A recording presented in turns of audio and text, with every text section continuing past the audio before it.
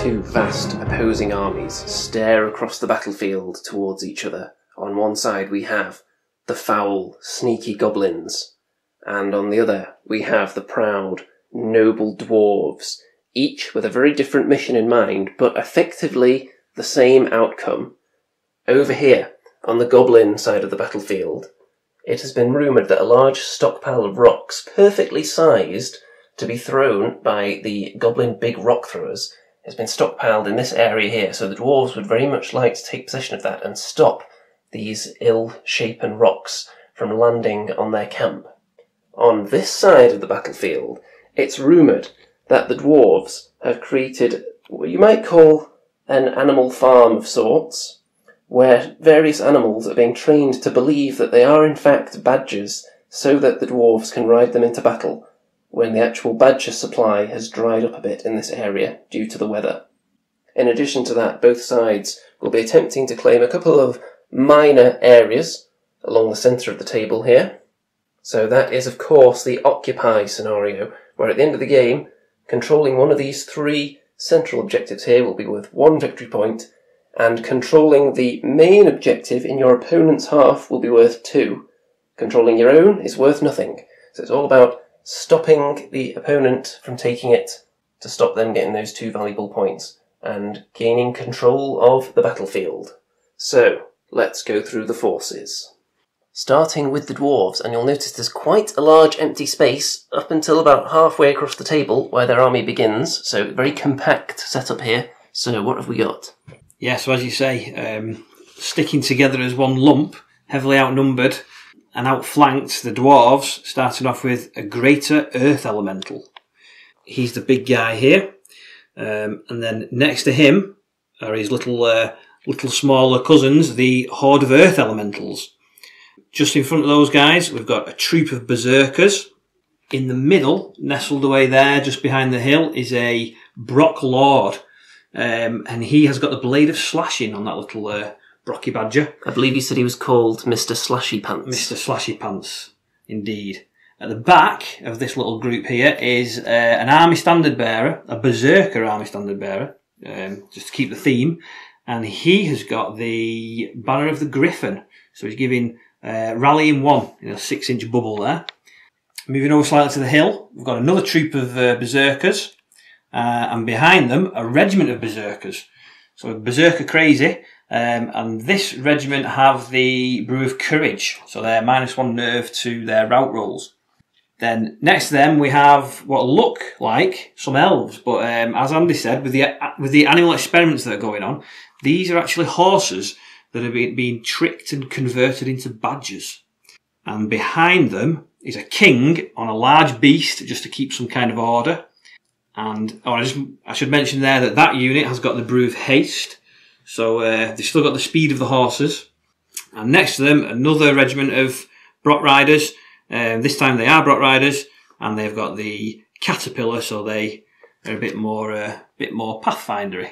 And then over on the left-hand flank, on their own, we've got another Brock Lord with the Mace of Crushing, a regiment of Rangers who have just vanguarded up, ready to start the battle. And they have got the fire oil. Right then, let's swing over to the other side and see what the goblins have brought to the dance. So, starting on the goblin left flank, as we look at it from the dwarf perspective here, we have a horde of trolls with the dwarven ale, represented by a dying, bleeding out elf on the base there. We have a troll bruiser with the blade of slashing. We have a regiment of trolls next to him. Behind there we have the trusty old war trombone. Here we have a whiz with Scarlet Moor's Fenulian Amulet, boosting his lightning bolt abilities. Then we have a horde of spitters with the Heart-Seeking Chant for some piercing action.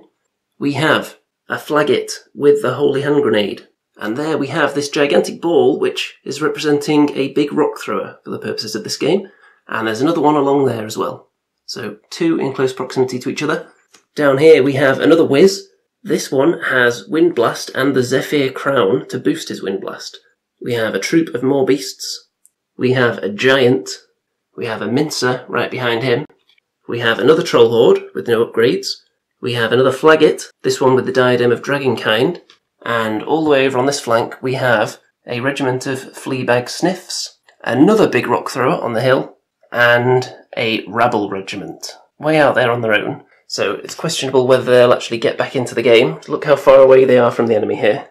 So we're going to do the first turn roll off here, and here we go. Oh, wouldn't you know it, both 5s. Let's go again. A 1 and a 5, so the dwarves are going to get to decide whether to go first or second. The dwarves elected to go first, and they've wasted no time whatsoever. They decided they want to get as close as possible to this artillery battery, and with that in mind, look at all this advancing that's gone on here. Everything's gone almost as far as it can. Apart from in the centre here, the Brocks have remained just out of charge range of all these trolls here, but within their own charge range. So there was only a little bit of shooting as well from the Rangers on this corner, and they inflicted 2 wounds to this troll horde. So, going into Goblin turn 1, not much action yet, but it's about to get very spicy, I think.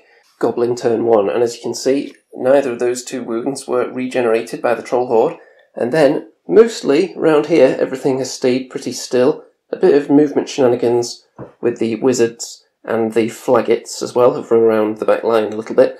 Over here, though, we've got a bit of a pincer motion going on, with the fleabag sniffs and this flaggot who've worked their way around the flank, and the giant and the moorbeasts and the mincer staring into the potential flank should the dwarves continue advancing in the same direction.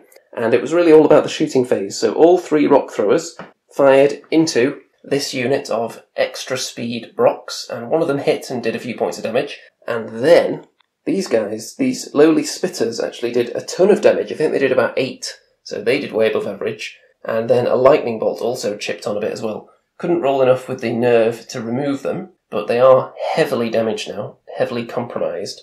And that is pretty much it, because the Diadem of Dragonkind on this guy did nothing to the Greater Earth Elemental, and the only other thing of note was Wind Blast. So this whiz here moved into this position and blasted this unit of Brocks back 5 inches, which is going to put them outside of their charge range. So if there's going to be any dwarf charging going on, it's going to be quite a staggered affair.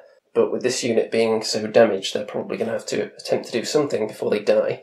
So, heading into Dwarf turn 2. Blood has been spilt, but no units removed as yet. So we're about to enter the combat phase of Dwarf turn 2, and I thought I'd just come to you with an update on what's happened so far, in case a lot of units die and it becomes a big horrible mess. So over on this side, the Trolls took 4 more damage from the Rangers, so they're up to 6 now. Here you can see that these Brocks, not wanting to be wind blasted again, have now got a King on Large beast behind them, so they're not going to be blasted in that direction again. Over here there's been lots of reshuffling of various units. The big block of berserkers there are turning to face that way, elementals looking out over there, and a couple of units have moved up into the woods as well. Down here, the heavily damaged Brock Riders have decided to try and take out the spitters with them. If they're going to go down, they're going to go down swinging. And then a couple of individual shenanigans. You can see here that this Brock Lord has moved his way down here, behind the lines, staring down at all these juicy targets here. And over on this side, this Brock Lord has gone straight into one of the rock throwers. So he would be hoping to kill that in one go and then turn around and face another juicy target next turn. So, going into the combat phase now, and we'll see whether these Brocks can break through the lines or not. End of the combat phase roundup, and you can see the Spitters only took 6 damage from the Brocks, so those Brocks are pretty much going to die, but they knew that going in. But they prevented that unit from shooting next turn. And speaking of shooting prevention, this Brock Lord did, I think it was 12 damage to the big rock thrower. Yep, 12. So that's gone. He couldn't double one it. And we're heading into Goblin turn 2, where there's going to be some charging going on, and a lot more shooting. Just prior to the Goblin turn 2 combat phase, and there's been quite a bit of damage dished out from shooting attacks, and there's been a few charges declared. So, the Spitters decided to countercharge the Brocks, aided by a Mincer in the flanks. That should be enough to finish them off. The Giant has just positioned himself nicely to be a bit of a deterrent to the units over there, and maybe he'll get to charge next time. More beasts into the Berserkers in the woods. Trolls into the Greater Earth Elemental in the woods, because the Giant couldn't see him. And over here, the Sniffs have moved up towards the primary objective and then unleashed some arrows in this direction, where they actually did 4 damage to this big Berserker unit. You'll notice that these Brocks have taken a significant amount of damage here. Look at that, 11. That was because both surviving rock throwers successfully hit and did a ton of damage. So, mass damage over there. Less damage on this guy, who survived a War Trombone attack and a boosted Lightning Bolt attack. He only took 3 damage in total. And this one over here took 2 damage from the Diadem of Dragonkind, The Holy Hand Grenade missed this turn. In addition to that, this whiz wind blasted the small unit of berserkers up onto the hill there. So we've got a lot of combat coming up, and that is going to be next. So the end of the combat phase, and you can see here that the Mincer and the Spitters made short work of those wounded Brocks, and a little bit of damage was done over here. The berserkers took 4 from the Moor Beasts, and the Greater Earth Elemental took 3 from the Trolls. Other than that, nothing. So it's going to be the Dwarf turn 3 now, and to show you where we are in the clock, started with 50 minutes each. The Dwarves have got 30 minutes left, and the Goblins have only got 23 minutes left, so all those shooting attacks in the early rounds, they do add up when it comes to the clock. So into turn 3 we go. Just prior to the Dwarf turn 3 combat phase, and there's been quite a lot of movement, so down here, in the field, the damaged Brocks have charged into the damaged Troll Horde. They'll be hoping to finish them because they do have the Potion of the Caterpillar, which is going to be very handy. And that allowed this unit of Rangers to shoot beyond them at this whiz, but they didn't do any damage. They were hitting on 6s though, so it was unlikely at best. The 2 Brock Lords that are causing havoc, this one has gone into the War Trombone. He sees that as a big threat. And this one over here decided to not go after the Rock Thrower or the Flaggit. He's instead gone for the rear of the Mincer, where of course it's not that well armoured, so he could potentially take that out. Then, over here, the Greater Earth Elemental countercharged the Trolls, the Berserkers and the regular Earth Elementals have both gone into the Moor Beasts, and other than that, not a lot. So we're going into combat now, and as you can see there's quite a few, so we could have some casualties here. The Dwarves do need to start clearing out some units just to even the playing field a bit in terms of numbers. So the results of the combat phase. Over here, the Greater Earth Elemental did 5 damage to the Trolls, which is nice. The Moor Beasts were just completely obliterated by the double charge, as expected. Then, down here, the Mincer is gone. The rear charge from the Brock Lord was enough to kill that, and this Brock Lord was equally successful, if not more so, doing a zillion damage to the War Trombone and taking that out. Over here, the Trolls that were already damaged, the Brocks had the worst to hit roll, one of the worst I've seen in recent memory, and they only actually did about 5 damage, which meant that they only wavered the Trolls, which is bad news because this is the unit with Dwarven Ale. So 50-50 chance they're going to be able to countercharge them. And even if they don't, they've still got their flank open to all this juiciness down here. So it's going to be very bad news for those Brocks, I think. Heading into Goblin turn 3 now. Goblin turn 3, up to the combat phase. So, lots of charges were declared. These Trolls, unfortunately, the Dwarven Ale didn't do them any good, and they were still stuck there. But that did allow the Bruiser and the Troll Regiment to charge the flank of those Brocks, so they should be able to kill them, even hindered. The Giant charged into this wounded unit of Berserkers, and the Trolls, who regened nearly all their wounds, only 1 left on them, countercharged into the Greater Earth Elemental. There was plenty of shooting, as you would expect. The 2 Rock Throwers both aimed at the regular Earth Elementals, but both missed. Here, this damage on this Berserker unit was as a result of the Spitters, who have rolled very well today. This unit of Berserkers took some more damage from the Fleabag Sniffs, and both of these Brock Lords, this one here, as a result of the Diadem of Dragonkind, and this one from a Lightning Bolt, they took some damage as well. End of Goblin turn 3, and those 2 flank charges did the trick. The Brocks are toast.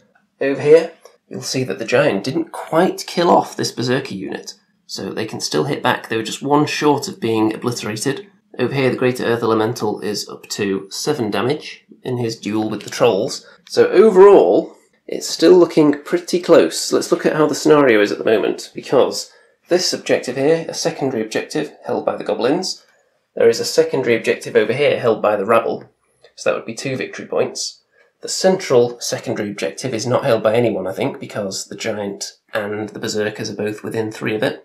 And then the 2 primary objectives are currently not held by anyone, but this one is within striking distance of the Fleabag Sniffs. This one only has a dwarf individual next to it, so they wouldn't be claiming that at this stage. So, as far as the clock goes, halfway through the game, 16:34 for the Dwarves, 14:07 for the Goblins, so we're running a bit short on time here. Let's see if we can speed up in the last couple of turns as things start to die.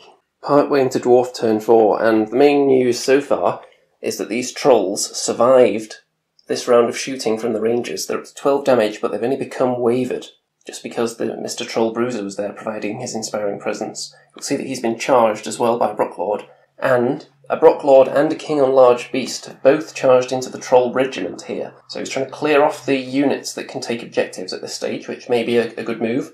The Giant has been double charged as a result of him not quite killing those Berserkers. He's now facing off against 2 units of them, and the Trolls have also been double charged in a big elemental sandwich there. The Berserker block at the back there have just moved slightly towards the Fleabag Sniffs, but even if they don't catch them, they can at least sit around this objective and prevent it from being easily taken. So, heading into combat, and the Dwarves could do with a good phase here. If they can wipe out a couple of units, it could swing the game in their favour. End of Dwarf combat phase, and it didn't go quite as well as they were hoping. So you can see here that the double elemental sandwich on these Trolls only inflicted a few damage and couldn't even waver them. The Giant, who was also sandwiched by Berserkers, he didn't take that much, he's only on 7, and they couldn't remove him either. So a below average roll for them. And over here, the double hero attack into this Troll Regiment here only inflicted 4 damage, so not enough to even waver them. And over here, the Bruiser took 2 damage from the Brocklord. So not that much damage. Pretty much all the combats came out slightly below average for the Dwarves there, and then they needed probably one of them to buck the trend and be above average to get something killed, but it's not looking too friendly for them at the moment, because they're about to be countercharged all the way to hell. Goblin turn 4, and the charges were many, and here's a few of them here. All the Trolls have charged into different targets, as you can see, because these ones that were wavered, the Dwarven Ale actually did help them out this time, so the Dwarves could pay for that. That ale that they developed is being used against them. In the middle here, the Giant countercharged into these Berserkers, and the other unit here was shot off the table just by a combination of the Spitters and a Lightning Bolt. Then 2 rocks successfully landed on these Elementals, along with the Diadem of Dragonkind, all that combined because the grenade missed. 8 damage, not enough to get rid of them. There's been a double charge on the Greater Elemental from the Rabble and the Trolls, and then the Fleabag Sniffs over here moved backwards a little bit and did some more damage onto this Berserker unit, but not enough to remove them. The Windblast Wizard is positioning himself sneakily around here as well, so we know what his game plan's going to be ultimately as the game wears on.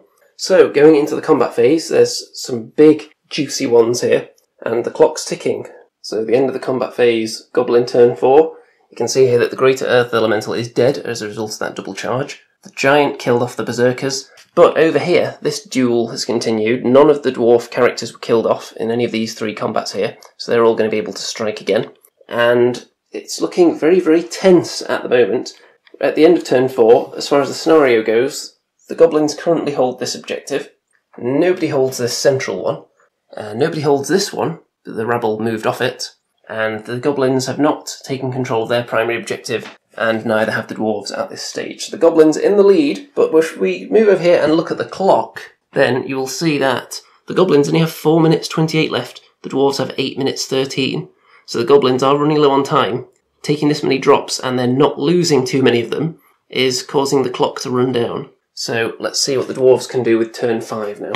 Dwarf turn 5, up to the combat phase, and it's moving quite rapidly now because the time is ticking away for both of us. So here you can see that the large beast King recharged the Troll Regiment here, and the guy that was fighting them has charged over there into the Giant. The other Brocklord here has charged into the Troll Horde. The Rangers took aim at the Troll Bruiser, but they couldn't do any damage to him.